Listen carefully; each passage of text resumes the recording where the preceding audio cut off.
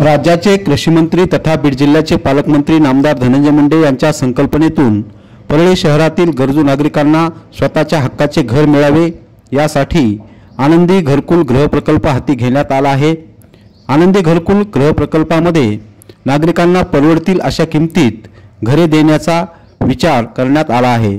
आनंदी घरकुल ही प्रकल्प योजना ही गरजू नागरिकांसाठी असून बेघरांना यातून घर मिळणार आहे। या घरकुल योजनेतून लाभ घेण्यासाठी लाभार्थ्यांचे सर्वेक्षण सध्या सुरू आहे। याच्या नोंदणीचे अभियान लोकनेते गोपीनाथराव मुंडे नटराज रंगमंदिर येथे सुरू आहे।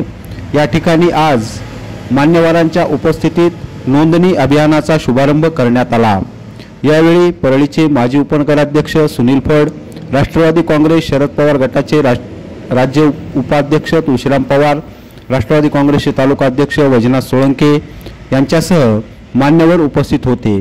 यावेळी प्रकल्प संयोजक माजी नगराध्यक्ष बाजीराव भैया धर्माधिकारी यांनी उपस्थित मान्यवरांचे यावेळी स्वागत केले।